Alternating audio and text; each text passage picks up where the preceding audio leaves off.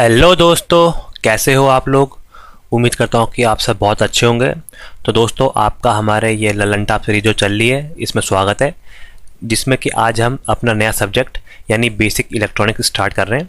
ये basic electronics आपका किसी भी एईजी एग्ज़ाम के लिए बहुत इंपॉर्टेंट और क्रूशियल रहता है, क्योंकि जैसा आपको पता है कि हम सब इलेक्ट्रिकल डिपार्टमेंट वाले हैं, तो हमें थोड़ा इलेक्ट्रॉनिक्स में दिक्कत होती है।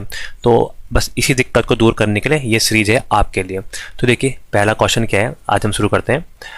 वो दिया है, which of the following statement is correct about P type semiconductor and N type semiconductor.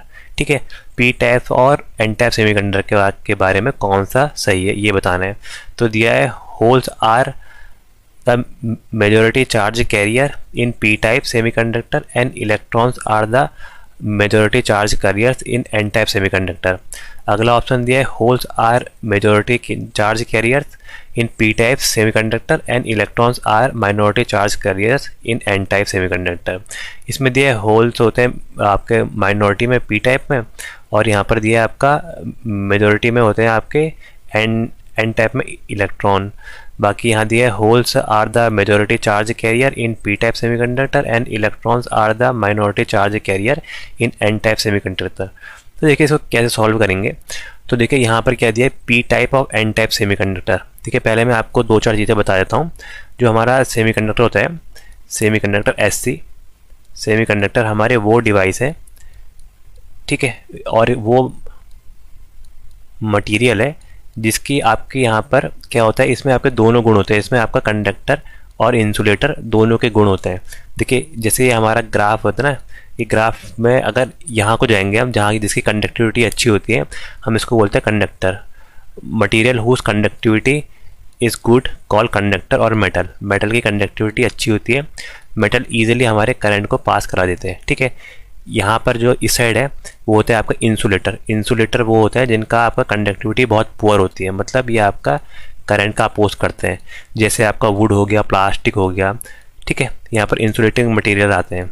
और इन दोनों के बीच में जिसमें आपका कंडक्टिंग वाले आपके गुण भी हो और आपके इसमें इंसुलेटिंग वाले गुण भी हो, तो उसको हम बोलते हैं सेमी कंडक्टर।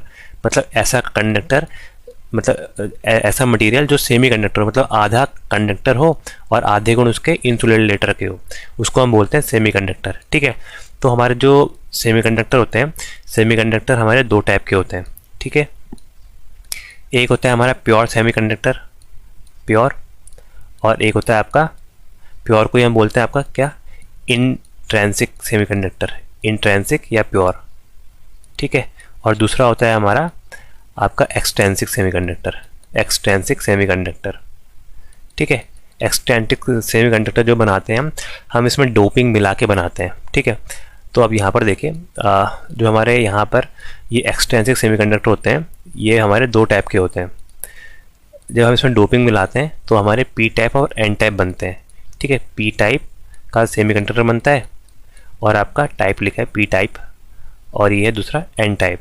तो दो सेमीकंडक्टर बनते हैं हमारे पी टाइप और एन टाइप के।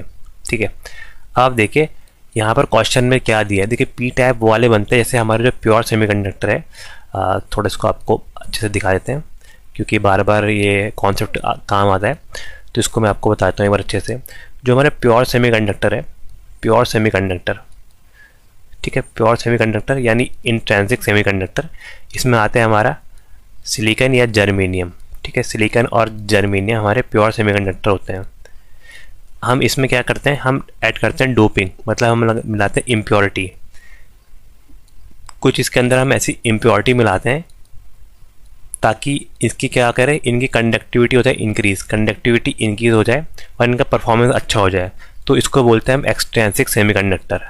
एक्सट्रिंसिक सेमीकंडक्टर मतलब हमने प्योर सेमीकंडक्टर में कुछ इम्प्योरिटी मिलाई, इसी इम्प्योरिटी मिलाने को हम बोलते हैं प्रोसेस ऑफ डोपिंग। डोपिंग मतलब क्या होता है, किसी भी हम आपके प्योर सेमीकंडक्टर में कुछ अशुद्धि मिलाते हैं, इसको ही बोलते हैं इम्प्योरिटी, वो होता है आपको डोपिंग। डोपिंग जब हम मिलाते हैं तो हमारा प्योर सेमीकंडक्टर यहाँ पर किस में कन्वर्ट हो जाता है, ये हो जाता है एक्सट्रिंसिक सेमीकंडक्टर में। ठीक है, एक्सट्रिंसिक सेमीकंडक्टर यहाँ पर दो टाइप के होते हैं, पी टाइप और एन टाइप। तो देखिए, पी टाइप क्या होता है, हमारा पी टाइप सेमीकंडक्टर जो होता है उसको हम बोलते हैं ट्राईवेलेंट इम्प्योरिटी वाला। ठीक है, इसमें हम कौन सी इम्प्योरिटी मिलाते हैं, trivalent impurity, trivalent impurity will be added in P type, ठीक है, ट्राईवेलेंट इम्प्योरिटी। तो देखिए यहाँ पर क्या होता है, जैसे हमारा जो रियल आपका प्योर सेमीकंडक्टर है सिलिकॉन या जर्मेनियम, हम इसमें कौन सी इम्प्योरिटी मिलेंगे, ट्राईवेलेंट, ठीक है। और जो हमें ट्राईवेलेंट इम्प्योरिटी होती है वो होती है जिनका आपका आउटर मोस्ट आपका ऑर्बिट में 3 इलेक्ट्रॉन हो। तो देखिए किसके होते हैं, बोरोन के होते हैं, बोरोन, एल्यूमिनियम, ठीक है, बोरोन, एल्यूमिनियम, गैलियम, ईडियम और आपका टाइटेनियम, टीआई, ठीक है, बेरियम, एल्यूमिनियम, गैलियम, ईडियम और टाइटेनियम, ठीक है। इसके अलावा ये हमारे होते हैं पी टाइप। तो पी टाइप में क्या होता है, देखिए यहाँ पर जो हमारे पी टाइप है, पी टाइप में हम क्या करते हैं, पी टाइप में हमारे देखिए पी टाइप में हमारे यहाँ पर जो सेमीकंडक्टर है प्योर सेमीकंडक्टर, उसमें आपको इम्प्योरिटी मिलाते हैं।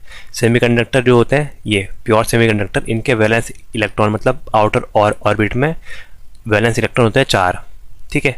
तो देखिए इसमें हो गया आपके 4, ये प्योर है, 1 2 3 4, ठीक है, ये हमारा प्योर है। प्योर को हमने किस में क्या करना है, हमें कोई एक ट्राईवेलेंट इम्प्योरिटी मिलाते हैं।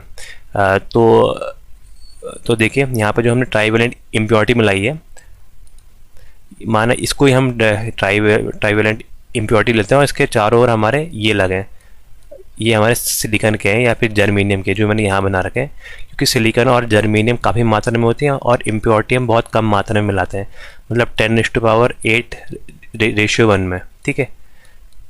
तो ये अब आप देखिए ये यहाँ पर देखिए ये जो मैंने ब्लू से बना रखे हैं ये आपके सिलिकॉन के या फिर आपके जर्मेनियम के यहाँ पर आपका आउटर बैलेंस आपका ऑर्बिट दिखा रखे हैं, इसमें 4 इलेक्ट्रॉन होते हैं।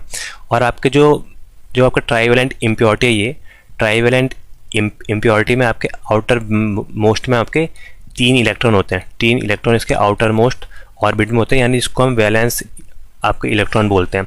तो देखिए यहाँ पर क्या होता है, ये दोनों आपस में कोवैलेंट बना देते हैं इसके साथ। ये देखिए ये वाला इसके साथ कोवैलेंट हो गया, ये वाला इसके साथ कोवैलेंट हो गया, ये इसके साथ पेयर बनाएगा, लेकिन इसको बनाने के यहाँ पर कोई भी पेयर नहीं होता है, ये देखिए। तो यहाँ पर जो एक वैकेंसी आती है उसी को हम बोलते हैं होल, यहाँ पर कोई आपका इलेक्ट्रॉन नहीं है, तो यहाँ पर क्या आएगी, वैकेंसी, उसको बोलते हैं हम होल, ठीक है। तो देखिए इस जो हमारा पी टाइप सेमीकंडक्टर होता है इसमें होल की मात्रा ज़्यादा होती है, मतलब नंबर ऑफ होल्स, मतलब इसमें मेजोरिटी में ज़्यादा संख्या में क्या होते हैं, होल्स इन मेजोरिटी, और आपकी इलेक्ट्रॉन क्या होते हैं इसमें माइनॉरिटी में होते हैं आपका पी टाइप में। अब एन टाइप की बात करते हैं। देखिए मैं एक क्वेश्चन से आपको इसके सारे कॉन्सेप्ट क्लियर कर रहा हूँ। देखिए अब एन टाइप की बात बताते हैं, एन टाइप कैसे करेंगे। एन टाइप में भी वही आपका just a minute, N type जो हमारे सेमीकंडक्टर होते हैं वो कैसे बनते हैं, हम उसमें क्या करते हैं, हम उसमें प्योर सेमीकंडक्टर यानी प्योर जो हमारा इंट्रिंसिक सेमीकंडक्टर है उसमें डोपिंग मिलाते हैं। कौन सी डोपिंग, इस बार हम मिलाएंगे पेंटावेलेंट डोपिंग। पेंटावेलेंट डोपिंग मतलब ऐसे हम वहाँ पर आपके मटेरियल को ऐड करेंगे जिसका आपका आउटर मोस्ट में हमारे 5 इलेक्ट्रॉन हो, मतलब आउटर मोस्ट ऑर्बिट में आपके 5 वैलेंसी इलेक्ट्रॉन हो, 5 इलेक्ट्रॉन हो आउटर मोस्ट में, ठीक है। इसके लिए हमें क्या चाहिए, इसके लिए जो हमारे यहाँ पर पेंटावेलेंट आपके होते हैं वो आपके होते हैं फास्फोरस, आर्सेनिक और आपका Sb। इसके अलावा होता है आपका एक और होता है क्या होता है ये बिस्मिथ, Bi, ठीक है, बिस्मिथ। ये हमारे 4 होते हैं पेंटावेलेंट इम्प्योरिटी, ठीक है। पेंटावेलेंट इम्प्योरिटी वो है जिनके आउटर केज में आपके 5 इलेक्ट्रॉन हो। तो देखिए इसका मैं अगर आपको डायग्राम बना के दिखाऊं तो इससे आप इजीली समझ जाएंगे। तो ये देखिए यहाँ पर जैसे हमारा यहाँ पर बीच में ये हमारा इम्प्योरिटी वाला डोपिंग है, इसमें 5 है, 1 2 3 4 और एक ये 5, ठीक है। इसमें 5 इलेक्ट्रॉन है और आपस में किससे घिरे होंगे, ये आपस में घिरे होंगे आपके सिलिकॉन या जर्मेनियम के प्योर आपके मटेरियल से। तो ये देखिए ये चारों ओर से मैंने इनको बना दिया है, 1 2 3 4, ऐसे ही हमारे यहाँ पर इसके आउटर मोस्ट में 4 होते हैं सिलिकॉन और जर्मेनियम के, तभी इनको सेमीकंडक्टर बोलते हैं, क्योंकि ये आपको ईजिली आपस में किसी को भी कोवेलेंट बॉन्ड बना सकते हैं। देखिए यहाँ पर पहले इलेक्ट्रॉन से ये वाला ऑर्बिट कंप्लीट हुआ, इससे ये वाला ऑर्बिट कंप्लीट हुआ, इससे ये वाला पेयर बना और इससे ये वाला पेयर बना। लेकिन इसके बाद भी अभी इसमें एक क्या रह गया, इलेक्ट्रॉन। यहाँ पर अभी भी पेंटावेलेंट में एक इलेक्ट्रॉन रह गया। तो इलेक्ट्रॉन की संख्या ज़्यादा होती है पेंटावेलेंट में, electron in majority, whereas holes in, holes को क्या पी भी लिखते हैं होल्स को, होल्स इन माइनॉरिटी। ठीक है, तो पेंटावेलेंट के केस में मतलब एन टाइप के केस में हमारे इलेक्ट्रॉन मेजॉरिटी में होते हैं और होल्स आपके केस में होते हैं माइनॉरिटी में। ठीक है, और आप इसका आंसर देख लेते हैं।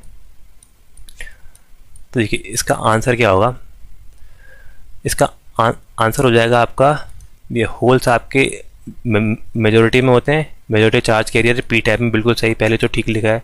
और आपके electrons are majority charge carrier in N type, बिल्कुल ठीक। तो इसका आंसर ए हो जाएगा। ठीक है, बाकी अगर आपको इसका स्क्रीनशॉट लेना है तो आप ले सकते हैं। मैं इसको एक ही पेज में जूम इन कर देता हूँ, जूम आउट कर देता हूँ।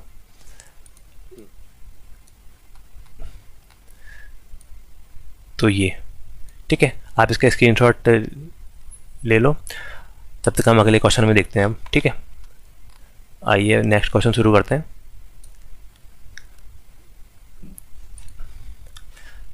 तो अगला क्वेश्चन ये है, on the basis of energy band, energy band के बेसिस में, एनर्जी बैंड जो थ्योरी है उसके हिसाब से हमें बताना है कि सेमीकंडक्टर हैव आपका ऑलमोस्ट डैश वैलेंस बैंड, आपका almost dash in conduction band और डैश फॉरबिडन एनर्जी गैप। तो देखिए हमारी जो एनर्जी बैलेंस थ्योरी है वो क्या बताती है, हमें बताती है कि आपका कंडक्शन बैंड और बैलेंस बैंड के बीच में कितना आपका एनर्जी गैप है। ठीक है, तो आपको मैं इसमें दिखाता हूँ। देखिए ये देखिए जैसे हमारी ये, जस्ट 10 मिनट, इसको मैं एक बार कंप्लीट कर देता हूँ।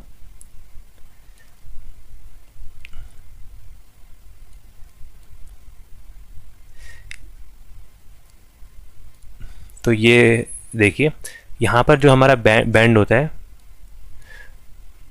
जो हमारा नीचे साइड बैंड होता है, हम इस बैंड को बोलते हैं आपका वैलेंस बैंड। इसमें हमारे वैलेंस इलेक्ट्रॉन होते हैं, इसको हम बोलते हैं वैलेंस बैंड वीबी। ठीक है, और जो हमारा अपर बैंड होता है, मतलब जिसकी एनर्जी हाई होती है, ये होती है एनर्जी ई, जिसकी एनर्जी ज़्यादा होती है हम उसको बोलते हैं कंडक्शन बैंड। ठीक है, हमारा जब आपका करंट का फ्लो होती है, जब आपके वैलेंस बैंड से इलेक्ट्रॉन कंडक्शन बैंड में जाते हैं, और इनके जो बीच में जो आपका एनर्जी डिफरेंस होता है ये, ठीक है, एनर्जी डिफरेंस क्या होगा आपका, E C, energy of conduction band minus energy of valence band. इसको आप क्या बोलते हैं, forbidden energy gap, E C G. ठीक है, ई सी बी। ठीक है, कंडक्टर बैंड से और वैलेंस बैंड के बीच की जो एनर्जी डिफरेंस होता है उसको हम बोलते हैं आपका एनर्जी बैंड गैप। ठीक है, यहाँ पर आपका सेमीकंडक्टर जो डिवाइस होते हैं, सेमीकंडक्टर डिवाइस में आपका वैलेंस बैंड क्या होता है, वैलेंस बैंड यहाँ पर होता है आपका ऑलमोस्ट फुल, क्योंकि यहाँ पर इसकी वैलेंसी होती है 4 और सेमीकंडक्टर मटेरियल में ये आपका वैलेंस बैंड होता है फुल। ठीक है, और आपका कंडक्शन बैंड होता है आपका बिल्कुल खाली, एम्प्टी, ये बिल्कुल ये खाली होता है। और इन दोनों के बीच का जो एनर्जी गैप होता है वो आपका बहुत कम होता है, नैरो होता है। ठीक है, एनर्जी बैंड गैप जो होता है वो बहुत कम होता है, मतलब आपका 1 to 2 इलेक्ट्रॉन वोल्ट है, 1 से 2 इलेक्ट्रॉन वोल्ट के बीच में हमारा, या 1 to 1.5 इलेक्ट्रॉन वोल्ट के बीच में हमारा यहाँ पर इन दोनों के बीच का एनर्जी गैप होता है। तो आंसर क्या हो जाएगा, आपका जो वैलेंस बैंड है वो आपका फुल होगा, फुल वैलेंस बैंड एक ये है और एक इसमें दिया है, और आगे दिया है कंडक्शन बैंड एम्प्टी। तो आंसर ए हो जाएगा, answer number A, full valence band और एम्प्टी आपका कंडक्शन बैंड, और आपका एनर्जी गैप जो है वो नैरो है, एनर्जी गैप छोटा होता है, इसमें कम होता है। ठीक है, अगला क्वेश्चन देखते हैं। अगला क्वेश्चन दिया है, एन एक्सट्रिंसिक सेमीकंडक्टर हैज़, मतलब जो एक्सट्रिंसिक सेमीकंडक्टर मतलब वाले सेमीकंडक्टर जिसको हम आपका प्योर में इम्प्योरिटी मिला के बनाते हैं, उसमें क्या होता है पूछ रहा है, number of more number of electron than hole, more number of holes than electrons, either holes and or more free electron. मतलब यहाँ पे होल और इलेक्ट्रॉन दोनों ही ज़्यादा हो सकते हैं, या इक्वल नंबर ऑफ होल और इलेक्ट्रॉन।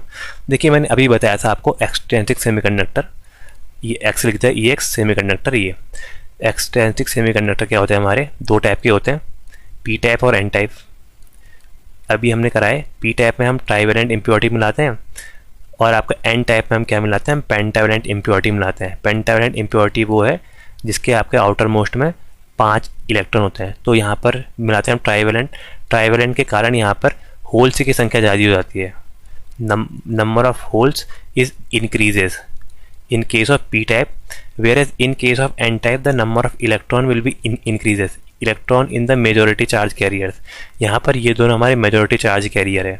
तो एक्सटेंडेड सेमीकंडक्टर में आपके यहाँ पर होल्स भी मेजोरिटी चार्ज कैरियर हो सकते हैं और इलेक्ट्रॉन भी हो सकते हैं। होल्स कब होंगे, जब आपका पी टाइप सेमीकंडक्टर बनेगा, और इलेक्ट्रॉन कब होंगे, जब आपका एन टाइप सेमीकंडक्टर बनेगा।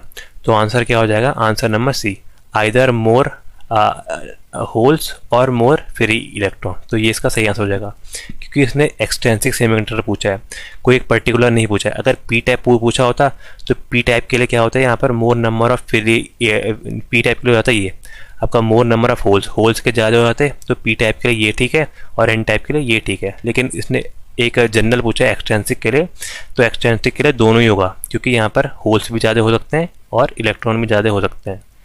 अगला देखते हैं। अगला क्वेश्चन दिया है, in case of semiconductor forbidden energy gap between valence band और एनर्जी बैंड गैप कितना होता है।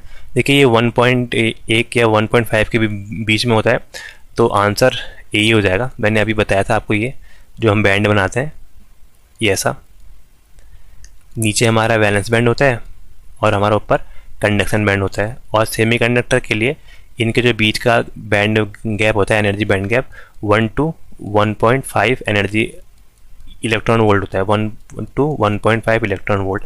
तो आंसर नंबर इसका ए हो जाएगा। ठीक है, अगला क्वेश्चन देख लेते हैं। अगला क्वेश्चन दिया, consider the following statement. Following statement हमें कंसीडर करना है, बाकी सही गलत बताना है।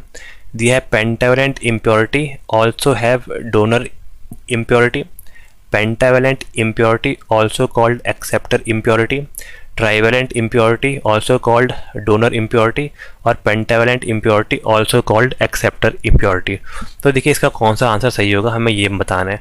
तो देखिए पेंटावेलेंट और यहाँ पर ट्राइवेलेंट दिया, तो ट्राइवेलेंट और पेंटावेलेंट मैं आपको बता देता हूँ, अभी बता रखा है वैसे मैंने, लेकिन आपका कॉन्सेप्ट क्लियर हो जाएगा बार बार करेंगे तो।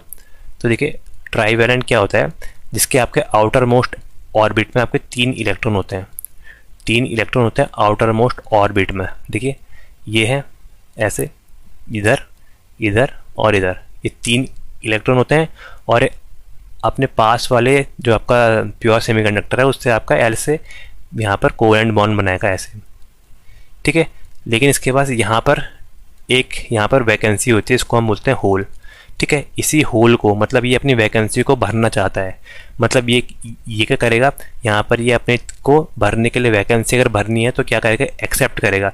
तो हम इसको क्या बोलते हैं, एक्सेप्टर। ठीक है, हम इसको बोलते हैं एक्सेप्टर इम्प्योरिटी। ऐसी इम्प्योरिटी जिसमें एक वैकेंसी खाली होती है उसको हम बोलते हैं एक्सेप्टर इम्प्योरिटी। और ये कहाँ होती है, ट्राइवेलेंट के केस में। ट्राइवेलेंट मतलब आपका जो आपके पी टाइप सेमीकंडक्टर है उनमें। ठीक है, और अगर हम इसमें पेंटावेलेंट की बात करें तो देखिए पेंटावेलेंट में क्या होगा, यहाँ पर लिख देता हूँ पेंटावेलेंट। पेंटावेलेंट में आपको पता है कि आपको ऐसे इम्प्योरिटी मिलाते हैं जिसके आपके आउटर मोस्ट ऑर्बिट में 5 इलेक्ट्रॉन होते हैं। आउटर मोस्ट ऑर्बिट में 5 इलेक्ट्रॉन है, तो देखिए क्या हो जाएगा, ये मैंने इसका आउटर मोस्ट ऑर्बिट बना रखा है, 1 2 3 4 5, तो ये 5 इसमें होंगे आपके इलेक्ट्रॉन। तो आपस के 4 तो इसमें हो जाएंगे कंज्यूम, 1 2 3 4, लेकिन एक हमारे पास अभी भी रह गया। तो ये जो हमारा एक्स्ट्रा बचता है, तो ये क्या करता है, ये चाहता है कि मैं इसको किसको डोनेट कर दूं। तो ये कैसी इम्प्योरिटी कहलाती है, डोनर इम्प्योरिटी। ठीक है, क्योंकि इसके पास एक ज़्यादा है तो ये क्या करेगा, डोनर कर एक आपके इलेक्ट्रॉन को डोनेट करता है, तो इसलिए बोलते हैं डोनर इम्प्योरिटी। और ये एक को एक्सेप्ट करना चाहता है कि यहाँ पर कोई एक आ जाए ताकि मेरा पूरा एक यहाँ पर वैलेंस बैंड पूरा अच्छे से बन जाए। ठीक है, और इसके पास वैलेंस बैंड बना ही हुआ है, एक यहाँ पर इसको बाहर करना है, क्योंकि आपको इम्प्योरिटी पूरा करने के लिए, मतलब वैलेंस बैंड बनाने के लिए 8 इलेक्ट्रॉन चाहिए। यहाँ पर 4 इसके पास हैं और 4 इसने बाहर से सिलिकॉन के लिए हैं, लेकिन यहाँ पर एक 9वां जो इलेक्ट्रॉन है इसको इसने बाहर करना है, तो हम इसी को बोलते हैं आपका डोनर इम्प्योरिटी। तो डोनर इम्प्योरिटी कहाँ होती है, पेंटावेलेंट में। तो pentavalent impurity is also called donor impurity, पहला बिल्कुल ठीक है। तो पेंटावेलेंट इम्प्योरिटी एक्सेप्टर नहीं कहेंगे इसको। ट्राइवेलेंट ऑल्सो कॉल्ड डोनर नहीं, ट्राइवेलेंट को क्या बोलेंगे हम, ट्राइवेलेंट को बोलेंगे एक्सेप्टर। तो पहला और चौथा A and D R true, पहला और यही है, पहला ही ऑप्शन है, पहला और चौथा, क्योंकि एक ही में पहला और ट्रू है, तो आंसर नंबर ए हो जाएगा इसका सही आंसर। अगला क्वेश्चन देखते हैं। अगला दिया है which of the following statement is correct about forbidden energy gap. Forbidden energy gap के बारे में कौन सा स्टेटमेंट सही है, हमें ये बताना है। पहला दिया है conduction electron are found in and freely flow in the forbidden energy gap. दिया है सेकंड दिया है it may be defined as the lowest unfilled energy gap. Third दिया है the band of energy occupied by valence electron is called a forbidden energy gap. और दिया है fourth the gap between two band is known as forbidden energy gap. तो देखिए क्या होता है फॉरबिडन एनर्जी गैप, ये हमारी एनर्जी होती है ऐसे, ठीक है। यहाँ पर हम लोग नीचे लिखते हैं वैलेंस बैंड और ऊपर होता है हमारा कंडक्शन बैंड, ठीक है। ये तो इन दोनों के बीच के जो डिफरेंस होते हैं हम उसको ही बोलते हैं ईजी, ठीक है। फॉरबिडन एनर्जी गैप वो क्या होता है आपका ईसी माइनस ईवी, मतलब energy of conduction band minus energy of valence band. तो ये क्या हो गया, ये आपका जो आपका फॉरबिडन एनर्जी गैप है ये आपका किसका गैप हो गया, it is a gap between two band, ठीक है। दो बैंडों के बीच का जो गैप है उसको ही हम फॉरबिडन एनर्जी गैप है। यहाँ पर एक बैंड है कंडक्शन बैंड और एक बैंड है आपका वैलेंस बैंड, तो आंसर हो जाएगा डी। अगला क्वेश्चन देख लेते हैं। अगला दिया है the gradual flow of charge from a region of high density to a region of low density is called. देखिए ये तो बहुत सिंपल है, जैसे हमने यहाँ पर मैं पी एन डायोड के बारे में लेता हूँ, डायोड ले लिया मैंने सपोज, ये क्योंकि इलेक्ट्रॉनिक्स है तो बेसिक चीज़ें, वैसे आपको फिजिक्स में भी आता है। देखिए पी एन जो डायोड होता है, पी एन डायोड में मैंने क्या बोला, पी साइड में हमारे होल्स ज़्यादा रहते हैं, होल्स को हम दिखाते हैं ऐसे, होल्स को ऐसा 0 0 से हम ऐसे शो करते हैं, ठीक है। और हमारे एन टाइप में क्या होते हैं, एन टाइप सेमीकंडक्टर में इलेक्ट्रॉन ज़्यादा होते हैं ये, ठीक है। ये हमारे यहाँ पर इलेक्ट्रॉन ज़्यादा हैं। और देखिए यहाँ पर जैसे आपका इस साइड जो पी साइड है इसमें आपके होल्स ज़्यादा हैं और इलेक्ट्रॉन्स माइनॉरिटी में होते हैं, एक दो यहाँ पर इलेक्ट्रॉन्स होंगे ऐसे, और वैसे यहाँ पर होल्स रहेंगे, होल्स एक दो यहाँ पर होल्स होंगे एस टाइप के। तो देखिए यहाँ पर जो आपका दिया है कि आपको gradual flow of charge from high density to low density, मतलब आपका यहाँ पर पी साइड में ये आपके होल्स ज़्यादा हैं, ठीक है। यहाँ पर होल्स ज़्यादा हैं, होल्स ज़्यादा से कम की ओर को जा रहे हैं ऐसे, और यहाँ पर हैं इलेक्ट्रॉन एन साइड में ज़्यादा है, ये यहाँ से यहाँ की ओर को जा रहे हैं। तो इसको हम क्या बोलते हैं, इसको हम बोलते हैं डिफ्यूज़न फिनोमेना, ठीक है। आंसर हो जाएगा आपका answer number B, diffusion. Diffusion क्या होता है, हम कोई भी बाहर से एक्सटर्नल फील्ड नहीं देते हैं, सिर्फ ये क्या होता है कि आपके किसी भी मटेरियल की इंटरनल गुण है जिसके कारण आपके हाई डेंसिटी में जो भी हमारी चीज़ है वो आपका लो की ओर को फ्लो होगी। यहाँ से मतलब इलेक्ट्रॉन ऐसे फ्लो होंगे, मतलब आपके होल्स ऐसे फ्लो होंगे और इलेक्ट्रॉन ऐसे फ्लो होंगे यहाँ, ठीक है। तो हम इसको बोलते हैं आपका डिफ्यूज़न। और ड्रिफ्ट किसको बोलते हैं, जब हम आपका बाहर से एक्सटर्नल सोर्स लगाते हैं, एक्सटर्नल सोर्स के कारण जो यहाँ पर करंट फ्लो होती है, मतलब जो आपका इलेक्ट्रॉन फ्लो होता है उसके कारण जो यहाँ पर करंट बहेगी उसको हम बोलते हैं drift current. Drift current is due to the external source of voltage और करंट, ठीक है। लेकिन डिफ्यूजन करंट के लिए हम कोई भी आपका यहाँ पर बाहर से एक्स्ट्रा सोर्स नहीं लगाते हैं। तो आइए अगला क्वेश्चन देखते हैं। विच of the following is not a semiconductor. Semiconductor कौन सा नहीं है, वुड, सेलेनियम, जर्मेनियम और सिलिकॉन। तो आंसर क्या हो जाएगा, वुड, ठीक है।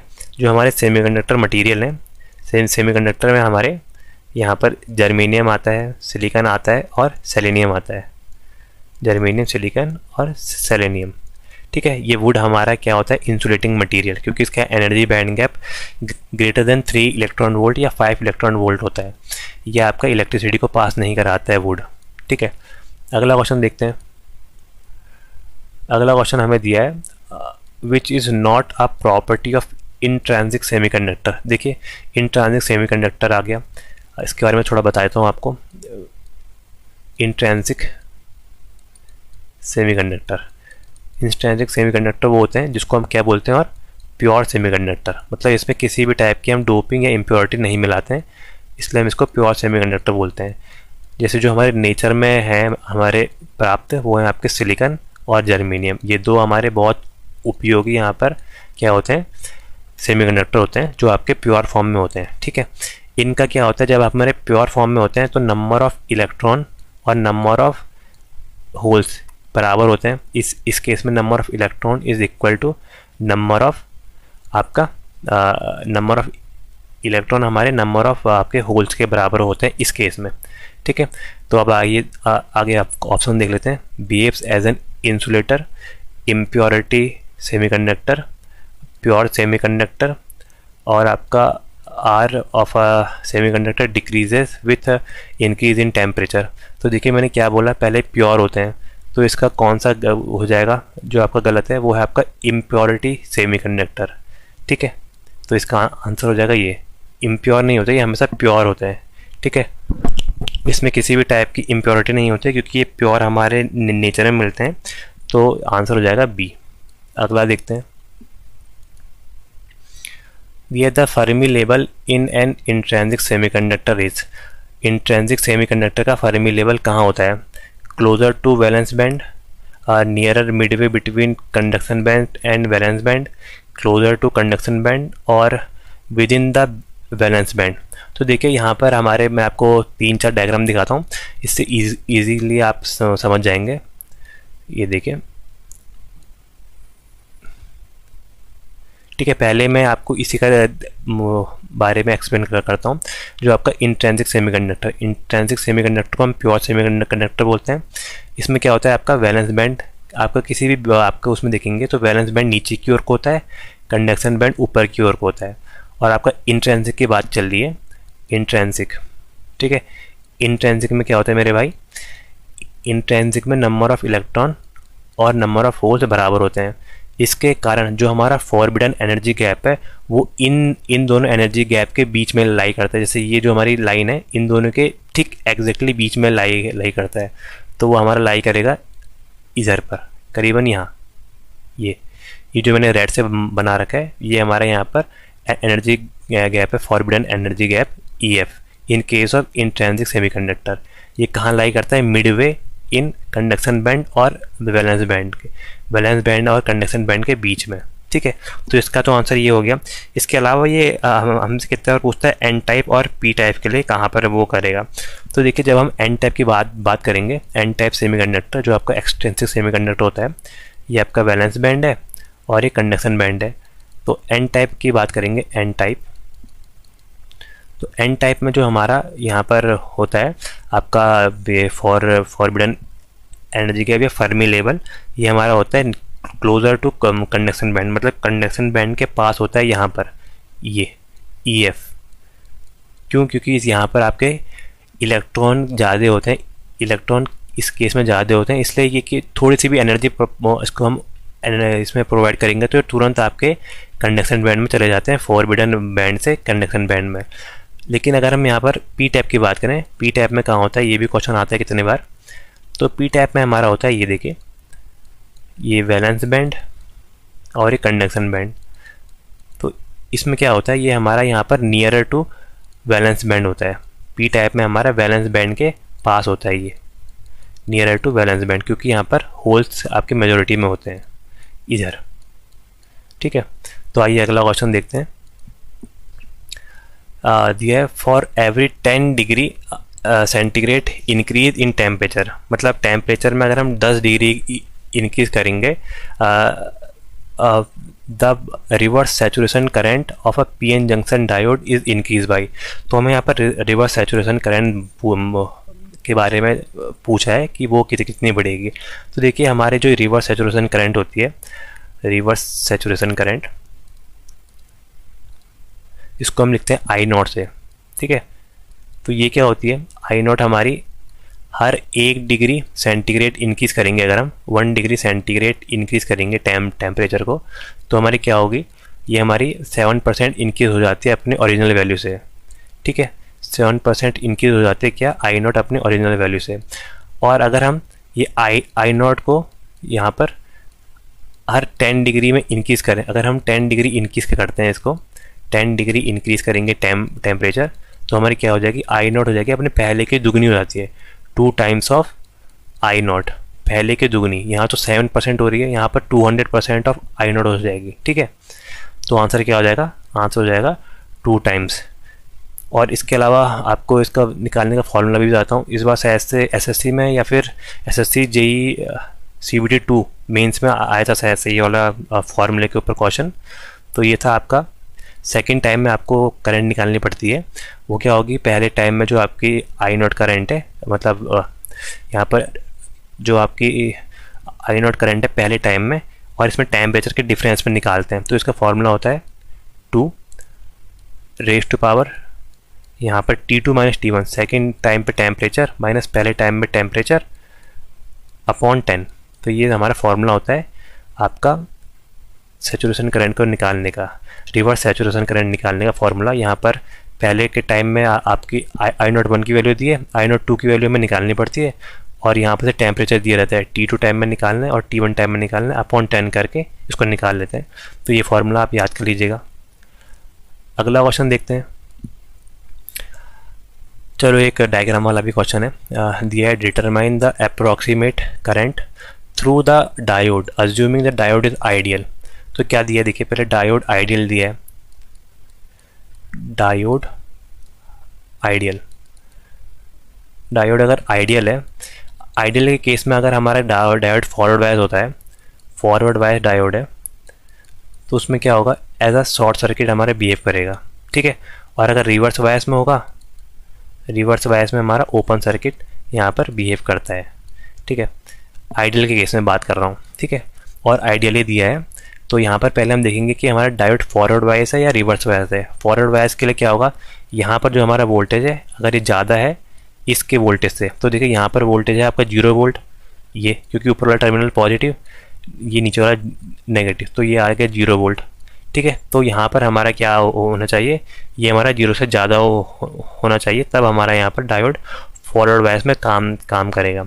तो देखिए हमारा आइडियल डायोड दिया है, और हमारे फॉरवर्ड बायस में ही देखिए कैसे करेंगे हम इसको, यहाँ पर VDR लगाएंगे, इसके अक्रॉस वोल्टेज निकालते हैं, यहाँ ये इसके अक्रॉस हम लोग निकालते हैं वोल्टेज। तो यहाँ पर से क्या आ जाएगा, ये आपका सीरीज सर्किट हो गया।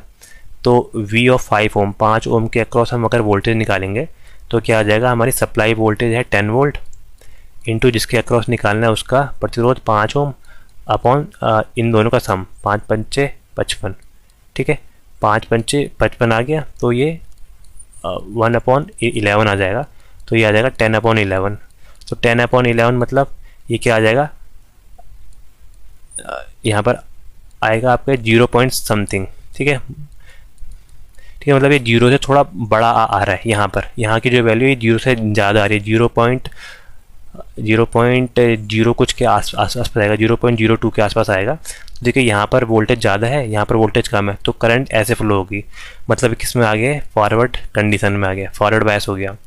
फॉरवर्ड बायस हो गया तो हम इसको कैसे दिखा सकते हैं, शॉर्ट सर्किट से।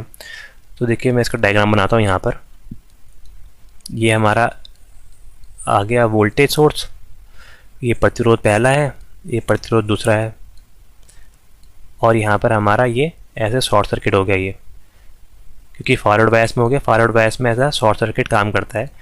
ये आपका 50 ओम है और ये आपका 5 ओम है, और यहाँ से वोल्टेज है आपको 10 वोल्ट, और हमें करंट बतानी कितनी आएगी आपका डायोड के थ्रू, ये मतलब यहाँ पर करंट बतानी है कितनी आएगी। तो देखिए हमें पता है कि अगर हमारा पैरेलल में अगर एक पाथ शॉर्ट हो गया, ये हमारा शॉर्ट सर्किटेड पाथ है, शॉर्ट सर्किटेड पाथ हो गया, तो सारी करंट इसके थ्रू ही पास होगी, इसके क्रॉस कोई भी हमारा यहाँ पर करंट नहीं जाएगी, क्योंकि यहाँ पर आपके इसमें अगर देखिए पैरेलल में, दोनों पैरेलल में, इसके अक्रॉस वोल्टेज 0 हो जाएगा। वोल्टेज 0 का मतलब ही होता है आपका शॉर्ट सर्किट, वोल्टेज 0 है तो इसके अक्रॉस भी वोल्टेज 0 हो गया। तो यहाँ पर से जो करंट आएगी हमारी I = V/R, और V की वैल्यू तो आपको पता है, वोल्टेज सोर्स की है आपकी 10 वोल्ट, और आर की देखिए यहाँ पर 50 ओम ही आएगी। और ये क्योंकि 5 ओम जो है ये आपका इस शॉर्ट के साथ, ये आपका शॉर्ट है, क्योंकि शॉर्ट के कारण यहाँ पर वोल्टेज 0 हो गया, तो ये शॉर्ट के कारण 0 वोल्ट के कारण ये भी शॉर्ट हो जाएगा ऐसे, ठीक है। तो करंट हमारी सिर्फ ऐसे फ्लो होगी इधर को, तो आ जाएगा 10/15, मतलब 1/5, 1/5 को क्या लिख सकते हैं, 0.2 एम्पियर। तो आंसर क्या आ जाएगा मेरे भाई, आंसर नंबर सी, 0.2 एम्पियर। अगला क्वेश्चन देखते हैं। अगला क्वेश्चन दिया है, which of the following is true with biasing of diode, forward bias, reverse bias, forward और रिवर्स। ये डायग्राम बना रखा है, तो देखिए मैं इसको दिखाता हूँ आपको कैसा होता है। फॉरवर्ड बायस कब होता है डायोड, देखिए फॉरवर्ड बायस अभी मैंने बताया था, ये आपका डायोड है। डायोड में एनोड और कैथोड होता है, या पी और एन ले लें आप, पी और एन या एनोड और कैथोड, ठीक है। फॉरवर्ड बायस और यहाँ पर रिवर्स बायस का केस भी दिखाता हूँ, रिवर्स बायस, ठीक है। तो फॉरवर्ड बायस कब होगा, जब हमारे पी साइड का हमारा जो आपका वोल्टेज है ये ज़्यादा होगा, पी साइड में ज़्यादा वोल्टेज हो as compare to V side, तब हमारा ये होगा फॉरवर्ड बायस और करंट ऐसे फ्लो होगी, ठीक है। तब हमारा होगा फॉरवर्ड बायस और करंट ऐसे फ्लो होगी। और रिवर्स बायस में क्या होगा, रिवर्स बायस में आपका पी साइड में आपका, और ये एन है, पी साइड में आपका नेगेटिव वोल्टेज मतलब कम वोल्टेज हो, और आपका एन साइड में ज़्यादा वोल्टेज हो, तब हमारा यहाँ पर ये आपको ब्लॉक करेगा ऐसे, ठीक है। तो देखिए फॉरवर्ड बायस में क्या हुआ, पॉजिटिव जो आपका टर्मिनल है वो पी से कनेक्ट है, तो यहाँ पर देखिए फॉरवर्ड बायस में यहाँ पर नेगेटिव कनेक्ट है, देखिए पहला तो गलत हो जाएगा। फॉरवर्ड की बात कर रहे हैं, फॉरवर्ड में पॉजिटिव कनेक्ट है पी से, बिल्कुल ये तो ठीक है। और उल्टे में देखिए यहाँ पर ये, यहाँ पर देखिए यहाँ पर एन से कनेक्ट है आपका पॉजिटिव वाला, तो ये सही हो जाएगा। सेकंड और थर्ड आपके बिल्कुल ठीक है, आंसर नंबर सेकंड और थर्ड ठीक है, और पहला और चौथा गलती होगा, तो आंसर हो जाएगा आपका आंसर नंबर बी, ठीक है। अगला क्वेश्चन देखते हैं। तो अगला क्वेश्चन है, which of the following statement is incorrect, कौन सा स्टेटमेंट इसमें से गलत है, हमें ये बताना है। पहला दिया reverse current flow in diode due to minority charge carrier, तो देखिए ये अभी हमने पढ़ा, तो ये तो बिल्कुल ठीक है, क्योंकि जो आपका यहाँ पर माइनॉरिटी चार्ज कैरियर उसी के कारण यहाँ पर रिवर्स करंट फ्लो होती है। आई नॉट किसके कारण फ्लो होती है, I naught is flow due to minority charge carrier, minority charge carrier के कारण ही हमारी आपके यहाँ पर वो रिवर्स करंट फ्लो होती है। और आपकी मेजॉरिटी के कारण कौन सी करंट फ्लो होगी, मेजॉरिटी के कारण हमारी जो वर्केबल वर्क करंट है वो फ्लो होगी, जिसको हम फॉरवर्ड करंट बोलते हैं IF, वो हमारी यहाँ पर मेजॉरिटी के कारण फ्लो होती है। तो ये तो इसका सही आंसर है। खैर आगे दिया है, the large number of majority carrier constitute a current in a forward current, बिल्कुल ठीक है। अगर हमारे पास लार्ज नंबर ऑफ आपके यहाँ पर मेजॉरिटी कैरियर हो तो वह फॉरवर्ड करंट होगी, वही देखिए मेजॉरिटी करंट अगर ज़्यादा है तो फॉरवर्ड करंट फ्लो होगी, बिल्कुल ठीक है। अगला दिया है, the direction of flow of electron is conventional current is currents opposite, बिल्कुल ठीक है। तो देखिए क्या बोला है, आपके इलेक्ट्रॉन का फ्लो और आपका करंट का फ्लो दोनों उल्टा होता है। तो देखिए यहाँ पर मैं PN डायोड के हिसाब से दिखाता हूँ आपको, ये यहाँ पर पॉजिटिव दे दिया और ये नेगेटिव दे दिया, तो यहाँ से क्या करें, हमारे इलेक्ट्रॉन निकले यहाँ से हमारे ऐसे जाएंगे, तो यहाँ से हमारी करंट फ्लो होती है ऐसे, करंट इस ओर फ्लो होती है, और यहाँ पर से ये अपने ओर को इलेक्ट्रॉन लेता है ऐसे, तो करंट का डायरेक्शन हो गया इधर को और इलेक्ट्रॉन का डायरेक्शन हो गया इधर को, ठीक है, क्योंकि पॉजिटिव टर्मिनल है, यहाँ पर इलेक्ट्रॉन ऐसे आते हैं, ठीक है। तो क्या आंसर होगा इसका, आंसर यही वाला भी ठीक है, तो यही होगा, गलत बताना है, तो गलत हो जाएगा आंसर ये डी। क्या reverse current flow in diode due to majority, नहीं मेजॉरिटी के कारण नहीं होता है, अभी बताया माइनॉरिटी के कारण हमारी रिवर्स सैचुरेशन करंट फ्लो होती है ये। अगला क्वेश्चन देख लेते हैं। अगला क्वेश्चन हमें दिया है, which of the following method is used for fabrication of diode, diode के फैब्रिकेशन के लिए कौन सी मेथड यूज होती है।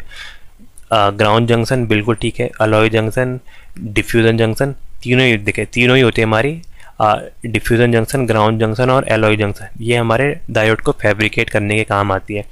वैसे टोटल 5 होती है, इसके अलावा 2 और होते हैं, मैं उनके नाम भी आपको एक बार दिखा देता हूँ क्या होता है। एक होता है एक्सपीटियल ग्रो लेयर, एक्सपीटियल ग्रो लेयर, बाकी 3 तो ये है, चौथी ये होगी, और जो हमारी 5वीं होती है वो होती है point contact point contact. Point contact के अगर पॉइंट से कॉन्टैक्ट बनाते हैं तो वो होता है जंक्शन, पॉइंट कॉन्टैक्ट जंक्शन। तो ये 5 टाइप की हमारी फैब्रिकेशन यूज़ होती है डायोड में। पहला आपका डिफ्यूज़न, दूसरा आपका ग्रोन, तीसरा है अलॉय, चौथा है एक्सपीटियल, पांचवा है आपका पॉइंट। ठीक है, अगला क्वेश्चन देख लेते हैं। दिया the primary function of clamper circuit. इस क्लैम्पर सर्किट का प्राइमरी फंक्शन क्या होता है? दिया suppress variation in signal voltage, raise the positive cycle of the signal, lower the negative cycle of the signal, और introduce are DC level to AC signal. तो इसका answer क्या हो जाएगा? क्लैम्पर का काम क्या करता है? क्लैम्पर हमारे किसी भी आपका जो सर्किट है उसमें आपको डीसी को ऐड करता है। तो आंसर हो जाएगा आपका आंसर नंबर डी। बाकी ये जो काम है हमारा, आपका पॉजिटिव को कट करना या नेगेटिव को कट करना, ये होता है आपका क्लीपर का काम। क्लीपर का काम होता है क्लिप करना। क्लैम्पर का काम है आपको यहाँ पर, जैसे हमारी ये कोई वेव है ये, तो इसने आपको डीसी को ऐड करा और ये वेव को पहुँचा दे इधर ऐसे। तो इसमें ये जो पार्ट आ गई, इतना पार्ट जो इसने ऐड करा है, ये होता है आपका डीसी सिग्नल। तो क्लैम्पर का काम होता है आपका किसी भी आपके एसी सिग्नल में डीसी सिग्नल को ऐड करना। और क्लैम्पर का मैं आपको एक बार सर्किट दिखा देता हूँ, क्योंकि कितने बार आया है कि क्लैम्पर में कौन कौन से एलिमेंट लगे रहते हैं। तो देखिए ये आपका जो सर्किट है ये आपका होता है क्लैम्पर का। ठीक है, क्लैम्पर में क्या होता है? एक कैपेसिटर और एक डायोड लगा होगा, और डायोड आपका किसके अक्रॉस होगा? ये लोड आर एल जो लोड है इसके अक्रॉस हमारा डायोड और एक कैपेसिटर लगा रहता है ये। तो ये जो हमारा है ये आपका क्लीपर सर्किट है। ये क्लीपर का काम है आपका एसी सिग्नल में, ये हमारा एसी जो सिग्नल आ रहा है, ऐसा कोई भी सिग्नल या फिर एसी इस टाइप का है, या आपका स्क्वायर वेव एसी है, तो इसमें आपको डीसी लेवल को ऐड करता है। ठीक है, अगला क्वेश्चन देख लेते हैं। दिया with respect to the given diode network select the correct statement. D1 D2 forward bias, और आपका 1 और 3 रिवर्स बायस, 1 और 4 फॉरवर्ड, 2 और 3 रिवर्स। तो चलो देख लेते हैं क्या होगा। तो देखिए 5 वोल्ट है, तो यहाँ पर कौन सा आपका फॉरवर्ड बायस होगा एक साथ और कौन सा रिवर्स बायस होगा, हमें ये इसमें बताना है। तो देखिए यहाँ पर क्या होता है, हमारा 5 वोल्ट की सप्लाई दी है। देखिए 5 वोल्ट की सप्लाई दी है। एक बार मैं इसको यहाँ पर बनाता हूँ ये। ठीक है, पहले केस में लिया है मैंने, आपका केस फर्स्ट है। केस फर्स्ट जब यहाँ पर पॉजिटिव 5 वोल्ट है। ठीक है, क्योंकि डीसी है तो ये पोलैरिटी तो चेंज नहीं करेगा। मतलब जब यहाँ पर आपका 5 वोल्ट है, 5 वोल्ट है मतलब यहाँ पर आपका हो जाएगा 0 वोल्ट, यहाँ पर आपका 5 वोल्ट प्लस का 5 वोल्ट हो जाएगा। वैसे ये यहाँ जाएगा तो यहाँ 0 वोल्ट और ये 5 वोल्ट। डायोड कब आपका फॉरवर्ड कंडीशन में होता है? जब पी में आपका वोल्टेज ज़्यादा होता है एन से, जब पी में आपका वोल्टेज ज़्यादा होता है एन से। ठीक है, तो ये दोनों फॉरवर्ड वाइज हो जाएंगे ऐसे। और यहाँ वाले डायोड देखिए, ये डायोड लगे ऐसे। यहाँ पर आपके पी में इस टाइप का डायोड है। यहाँ पर देखिए ये जो आपका इस साइड को मतलब पी और ऊपर को बोलते हैं एन। तो यहाँ एन में है 5 वोल्ट, एन में 5 वोल्ट है, और पी में आपका ग्राउंड से कनेक्ट है तो 0 वोल्ट है। वही यहाँ सेम 5 वोल्ट और 0 वोल्ट। तो देखिए जब हमारी यहाँ से करंट आएगी, मैं आपको इससे दिखाता हूँ। यहाँ से जब हमारी करंट आएगी पहले, तो ये हो जाएगा फॉरवर्ड बायस, क्योंकि यहाँ पर 5 वोल्ट है, यहाँ 0 वोल्ट है। ऐसे करंट आएगी, देन यहाँ से फ्लो होकर ये लोड से फ्लो होकर ऐसे जाएगी। तो ये हमारा ब्रिज टाइप का सर्किट है। तो ब्रिज टाइप के सर्किट में हमारा पहले देखिए यहाँ पर पहला हुआ ऑन, ये D1 ऑन हुआ, देन यहाँ से पास होकर यहाँ को तो जा नहीं सकता, यहाँ पर बंद है, इधर को जाएगा। तो ऐसे हमारा पहले वाले केस में D1 और D4 ऑन हो जाएगा। सेकंड टाइम में देखिए जब आपका नेगेटिव सप्लाई है, नेगेटिव सप्लाई मतलब नेगेटिव सप्लाई में ये देखिए यहाँ से मिल रहा है इसको, यहाँ से वे यहाँ से ऐसे गया, देन इधर ये और ये। ठीक है, तो इसका आंसर क्या हो जाएगा आपका? पहले आपका फॉरवर्ड में क्या होगा, एक मिनट, यहाँ पर हमारे फॉरवर्ड बायस में कौन से होंगे? फॉरवर्ड बायस में हमारे हो जाएंगे पहला और तीसरा। ठीक है, ये फर्स्ट और थर्ड हमारे फॉरवर्ड बायस में होंगे, और आपके सेकंड और थर्ड होंगे आपके रिवर्स बायस में। रिवर्स बायस में क्यों होंगे? क्योंकि आपके डीसी सप्लाई है, डीसी सप्लाई आपकी कांस्टेंट होती है, इसलिए ये आपका ऐसी रहेगी। तो 2 और 4 आपके रिवर्स बायस में, और आपका पहला और तीसरा फॉरवर्ड बायस में। तो पहला और तीसरा फॉरवर्ड बायस में और 2 और 4 रिवर्स बायस में, आंसर नंबर सी। अगला देख लेते हैं, और डायोड की कैरेक्टरिस्टिक के ऊपर है, दिया है which of the following point would represent the reverse breaking voltage in the characteristics. तो ये जो कैरेक्टरिस्टिक्स दिया है इसमें आपका रिवर्स करंट कौन बता रहा है। तो देखिए ये डायोड की कैरेक्टरिस्टिक्स है। तो यहाँ पर जो आपका ए पॉइंट है इसको हम बोलते हैं वी गामा, ठीक है, मतलब cut in voltage of diode, मतलब इस तक का हमारा डायोड वोल्टेज को ब्लॉक करेगा, इसके बाद हमारा कनेक्ट करता है, ठीक है ये। तो जो वी गामा की वैल्यू होती है वो आपकी होती है 0.7 किसके केस में, आपके सिलिकॉन के केस में, और आपके जर्मेनियम के केस में होती है 0.2 इलेक्ट्रॉन वोल्ट, ठीक है, जर्मेनियम के केस में ये। इसके अलावा जब हम इसको उल्टे डायरेक्शन में आपको स्टार्ट करते हैं तो यहाँ पर जो बी पॉइंट तक का इसको हम बोलते हैं वी बी आर, ठीक है, ब्रेक पॉइंट, रिवर्स ब्रेकडाउन के टाइम में जितनी वोल्टेज हो सकती है, ये मैक्सिमम रिवर्स ब्रेकडाउन वोल्टेज है। इसके बाद जो हमारी वोल्टेज आएगी वो डायरेक्ट आएगी हमारी ब्रेकडाउन वोल्टेज। इसके बाद की जो हमारी वोल्टेज है ये आएगी ब्रेकडाउन वोल्टेज। तो बी पॉइंट के बाद की क्या है, ब्रेकडाउन वोल्टेज। तो जो हमारा बी पॉइंट है ये दिखा रहा है आपको ब्रेकडाउन वोल्टेज को, ये बी, ठीक है। तो इसका आंसर हो जाएगा बी। अगला क्वेश्चन देख लेते हैं, विच of the following is true about the bulk resistance of diode, ठीक है। बल्क आर बी क्या होता है डायोड में, ये पूछ रहा है। The ratio of reverse voltage to the reverse current, the ratio of forward voltage to the reverse current, the value of 25 millivolt IF मतलब forward current, और आप इन जर्मेनियम और 50 वोल्ट पर फॉरवर्ड करंट फॉर सिलिकॉन, और दिया the sum of R values of P and N type semiconductor. तो देखिए हमारा आर बी, बल्क को कौन लिखते हैं आर बी, तो ये किसके बराबर होता है, जैसे हमारा पी एन डायोड जो बनता है हमारा, ये पी एन डायोड में एक पी टाइप का मटेरियल होता है और एक एन टाइप का मटेरियल होता है। तो पी और एन के बीच में जो प्रतिरोध होता है, ये सपोज ये मैंने प्रतिरोध ले लिया ये, और ये इसका जो पी का प्रतिरोध है उसको मैंने आर पी और इसको आर एन लिख दिया, और इन दोनों का जो टोटल प्रतिरोध होता है उसको ही हम बोलते हैं आर बी, बल्क में प्रतिरोध, ठीक है। वो क्या होगा आपका आर बी, जो हमारा होता है सम होता है किसका, आर पी और आर एन का, पी टाइप और एन टाइप में प्रतिरोध का सम होता है। तो आंसर तो इसका ये हो जाएगा, it is the sum of R of P type और एन टाइप सेमीकंडक्टर। पी और एन टाइप सेमीकंडक्टर में जो यहाँ पर होता है उसका सम होता है। इसके अलावा आर बी निकालने का एक बार शायद फॉर्मूला रेलवे में आ रखा है या किसी आपका एच पी सी एल में आ रखा है, ये आर बी निकालने का फॉर्मूला भी आया है। तो वहाँ पर देखिए क्या होता है, यहाँ पर आता है वी एफ, फॉरवर्ड जो हमारी वोल्टेज है वो forward voltage minus barrier voltage upon यहाँ पर क्या करते हैं फॉरवर्ड करंट, क्योंकि वी बाई आई होता है हमारा आर। तो यहाँ पर जो आपका वी एफ है ये फॉरवर्ड वोल्टेज है, ये आपका बैरियर वोल्टेज है, और ये फॉरवर्ड करंट, इससे भी हम वी आर बी की वैल्यू निकालते हैं, ठीक है।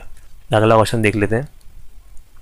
तो अगला क्वेश्चन दिया है, how many diode will required in full wave bridge rectifier. Full wave bridge rectifier में कितने आपके डायोड चाहिए रहते हैं। तो देखिए इसका आंसर है 4। मैं आपको दिखा देता हूँ कैसा बनता है। ये देखिए ये हमारा ब्रिज है, यहाँ पर हम ऐसे सप्लाई देते हैं और यहाँ पर हम क्या करते हैं 4 यहाँ पर डायोड लगाते हैं। कैसे लगाएंगे, ये देखिए हमारा ये ऐसे एक डायोड ये है, यहाँ पर हमारा लोड है, ठीक है।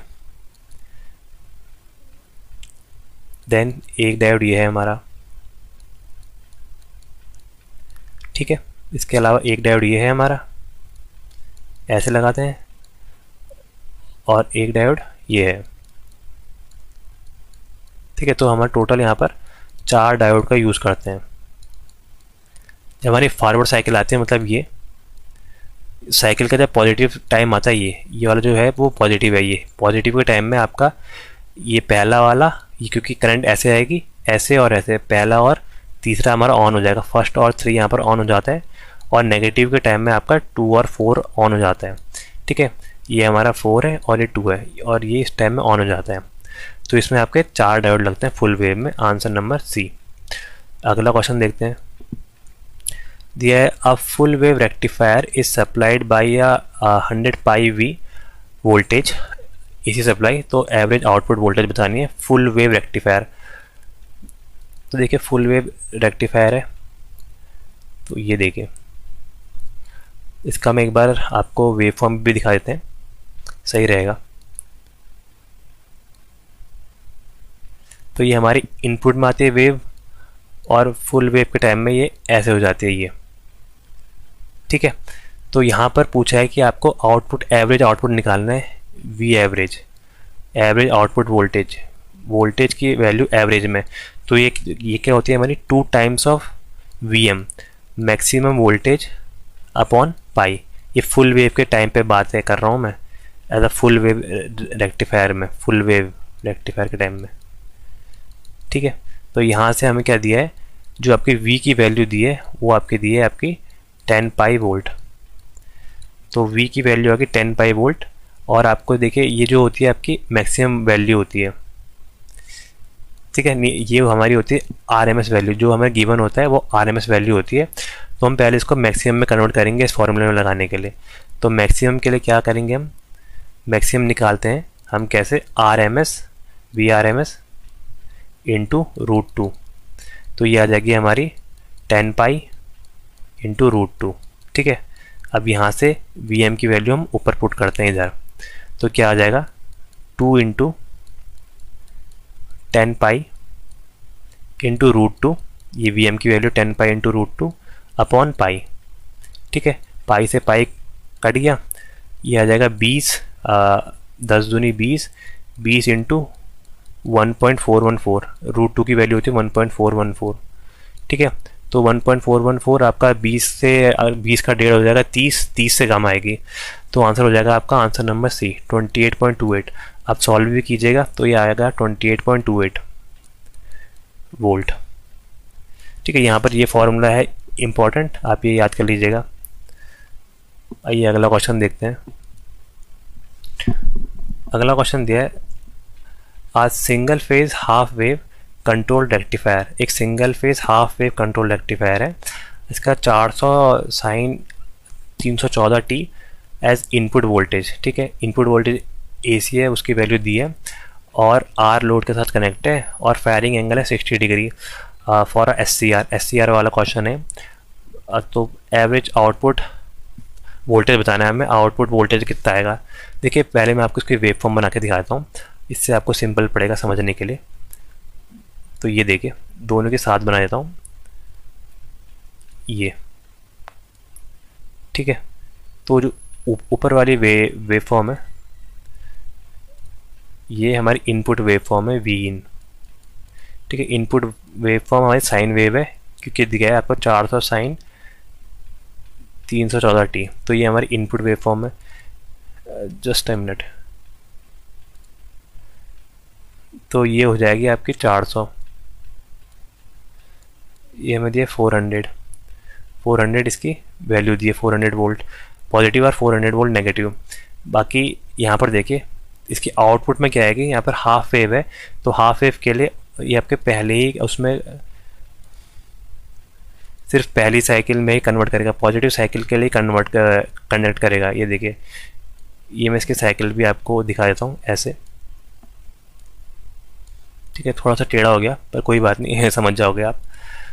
तो यहाँ पर देखिए सिर्फ पॉजिटिव साइकिल के लिए एक मिनट, तो सिर्फ पॉजिटिव साइकिल के लिए कनेक्ट करेगा, मतलब ये यहाँ पर कनेक्ट करेगा, यहाँ 0 हो जाएगा, यहाँ कनेक्ट करेगा, यहाँ पर 0 हो जाएगा।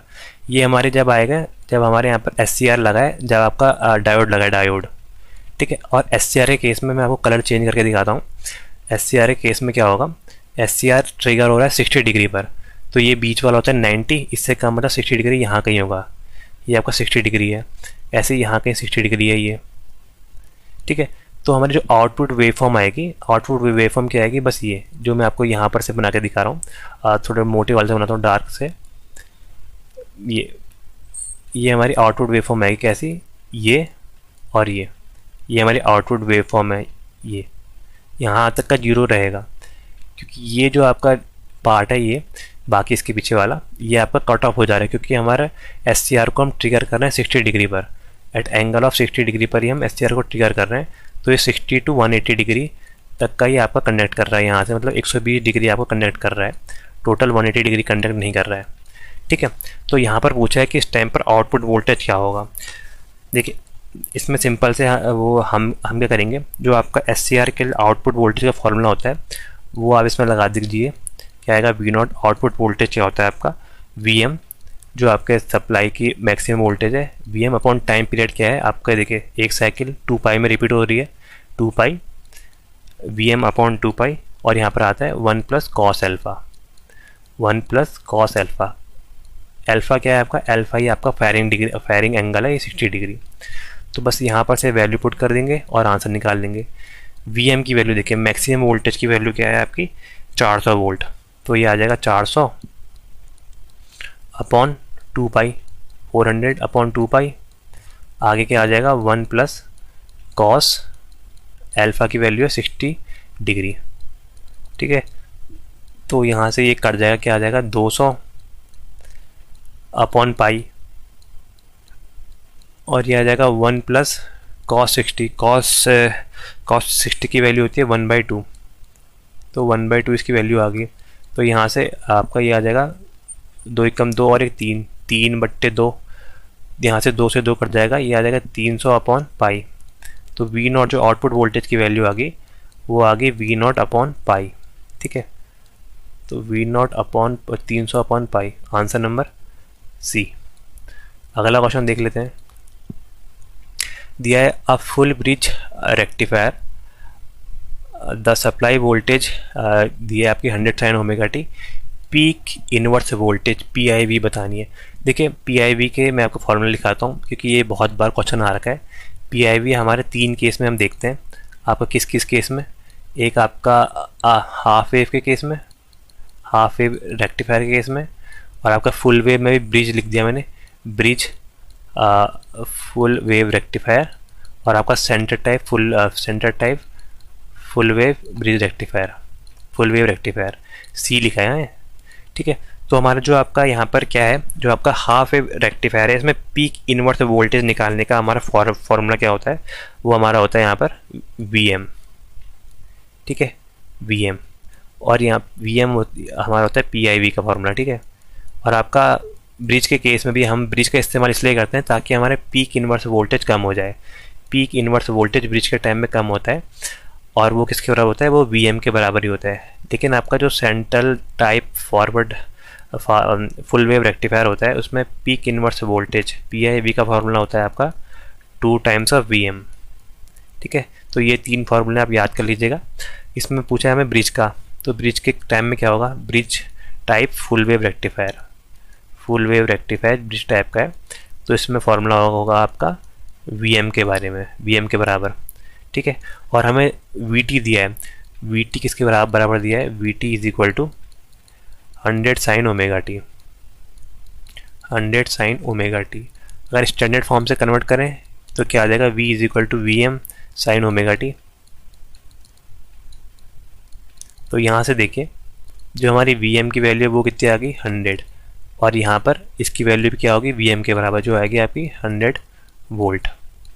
तो आंसर क्या आ जाएगा, आंसर नंबर A 100 वोल्ट। अगर यहाँ पर फुल वेव सेंटर टाइप पूछा होता तो आता आपका 2 इंटू VM, तो आ जाता 200 वोल्ट। ठीक है, अगला देख लेते हैं। दिया है which is the process use to convert alternating current to direct current, मतलब AC को DC में कौन सी प्रोसेस कन्वर्ट करती है। ये है हमारा AC, इसको DC में कौन कन्वर्ट करेगा, ये यहाँ पर कोई एक चीज़ आएगी जो आपको इसको DC में कन्वर्ट करेगी ऐसे। ठीक है, तो इसके लिए हम क्या यूज़ करते हैं, इसके लिए हम करते हैं रेक्टिफिकेशन यूज़, मतलब रेक्टिफायर का यूज़ करते हैं। क्या आ जाएगा, रेक्टिफिकेशन। रेक्टिफिकेशन में आपको वही आपका हाफ वेव या फुल वेव रेक्टिफायर का यूज़ करते हैं। तो आपका ये क्या करता है, हमारी जो AC सिग्नल है प्योर AC, इसको हम रेक्टिफायर का यूज़ करके, R लिखा है रेक्टिफायर के लिए, RECT करता हूँ रेक्टिफायर, इसके थ्रू हम क्या करते हैं पल्सेटिंग DC में कन्वर्ट करते हैं। ये DC बनती है लेकिन पल्सेटिंग, इसको फिर हम आगे और करते हैं फिल्टर सर्किट लगाते हैं, जिसके कारण हम इससे AC कंपोनेंट हटा के एक प्योर आपको डीसी प्रोवाइड करते हैं। तो रेक्टिफायर और फिल्टर मिलके आपको प्योर डीसी प्रोवाइड करता है ऐसे, ठीक है। तो इस प्रोसेस को बोलते हैं rectification, answer number A. Amplification आपका जो आपका क्या नाम है, आपका बीजेटी डिवाइस होते हैं, फील्ड इफेक्ट ट्रांजिस्टर, उनका काम होता है एम्पलीफिकेशन करना, ठीक है। अगला क्वेश्चन देख लेते हैं। दिया है अ diode crystal having a internal R of 25 ohm used for half wave rectification। Supply voltage है आपकी 60 साइन ओमेगा टी और आर एल की वैल्यू है 725 ओम। तो हमें बताना है यहाँ पर लोड में कितना करंट फ्लो होगा। तो देखिए क्या दिया है, एक हमारी सप्लाई वोल्टेज है ऐसे, और यहाँ पर डायोड लगा है, सिंगल डायोड लगा है, मतलब क्या है इसका मतलब हाफ वेव रेक्टिफायर है। और हमारा लोड में जो प्रतिरोध है वो है 725, और इसके अक्रॉस जो इंटरनल प्रतिरोध है वो है आपका 25 ओम। यहाँ से जो आपकी वोल्टेज है वो है आपकी V is equal to 60 sine omega T. तो 60 साइन ओमेगा टी हमारी यहाँ से इसकी वैल्यू आ गई। तो देखिए यहाँ पर अब हम इसको निकालेंगे कैसे। यहाँ पर पहले हम देखें IRMS निकालने का फॉर्मूला क्या होता है। IRMS in case of half wave वो होता है आपका मैक्सिमम बाई 2, ठीक है। हाफ वेव के लिए IM/2 होता है, ठीक है। तो देखिए यहाँ पर पहले हम IM की वैल्यू निकालेंगे कि मतलब आपकी मैक्सिमम करंट की वैल्यू कितनी आई है। तो मैक्सिमम करंट के लिए हम कैसे सॉल्व करेंगे, देखिए यहाँ पर क्या हो जाएगा, हमारा जब डायोड आइडियल है मतलब ये ऑन हो जाएगा, तो उस ऑन केस में हमारी जो करंट आएगी I is equal to V/R। Voltage देखिए यहाँ पर मैक्सिमम लेते हैं, क्या है 60 वोल्ट, और आपका टोटल प्रतिरोध आ जाएगा 725 प्लस 25, मतलब ये आ जाएगा 750। तो 60/750, ठीक है, इतना आ गया V/R 750। तो यहाँ से अब हम इसको सॉल्व करेंगे। तो ये जब हम सॉल्व करेंगे तो ये आ जाएगा आपका 0.08। तो यहाँ से हमारी I मैक्सिमम की वैल्यू आ गई। अब हमें लेकर निकालनी है RMS वैल्यू। RMS क्या हो जाएगा आपका मैक्सिमम बाई 2। तो 0.08 को 2 से डिवाइड करेंगे तो आ जाएगा आपका 0.04 एम्पियर। तो आंसर आ जाएगा 0. अच्छा मिली में दिया है तो मिली में आ जाएगा 40 एम्पियर। 0.04 को हम लिखेंगे 40 मिली एम्पियर। तो अगला क्वेश्चन देख लेते हैं। दिया है a choke filter circuit the first element, मतलब चोक के जो इनपुट फिल्टर सर्किट है उसमें पहला एलिमेंट क्या होता है, हमें ये पूछ रहा है। तो देखिए चोक जब हम बनाते हैं तो उसमें पहला एलिमेंट होता है आपका इंडक्टर, ऐसे हमारी चोक होती है। देन उसके पैरेलल में लगा रहता है आपका कैपेसिटर। ये LC सर्किट होता है, L पहले आता है, C बाद में आता है, देन आता है आपका लोड R, ठीक है। ये है R, सॉरी ये वाला R है, ये C है और ये L है। तो यही आपका बैलास्टिक या चोक होती है। तो उसमें पहला जो होता है वो होता है इंडक्टर, आंसर नंबर D। अगला देख लेते हैं। दिया है identify the correct statement of bridge rectifier when compare to centre tap. Centre tap में आपका ब्रिज को कंपेयर करना है। The magnitude of peak inverse voltage is half of the centre tap. अगला दिया है आपका centre tap secondary winding of bridge rectifier is centre tap. Bridge rectifier use 2 diode in the circuit और voltage drop across diode is compare less than center type। तो देखिए अभी बताया मैंने पीक इनवर्स वोल्टेज का फॉर्मूला आपका bridge type और centre type. Bridge B लिख दिया, सेंटर टाइप के लिए C लिख दिया। तो इसमें PIV होते हैं ब्रिज टाइप के केस में, क्या होती है मेरे भाई, वो होते हैं आपका VM मैक्सिमम वोल्टेज के बराबर, और सेंटर टाइप में होती है peak inverse voltage is equal to 2 times of VM। तो देखिए क्या हो गया यहाँ पर, जो आपका ब्रिज टाइप है, ब्रिज टाइप में आपका सेंटर टाइप की तुलना में आधा 1/2 यहाँ पर करेंगे तो आधा पीक इनवर्स वोल्टेज आएगा। तो आंसर क्या हो जाएगा, answer number A, the magnitude of peak inverse voltage is half of that of centre type. Centre type की तुलना में आधा होता है आपका पीक इनवर्स वोल्टेज। तो उम्मीद करता हूँ दोस्तों आपको ये वीडियो लेक्चर अच्छा लग रहा होगा। Thank you so much.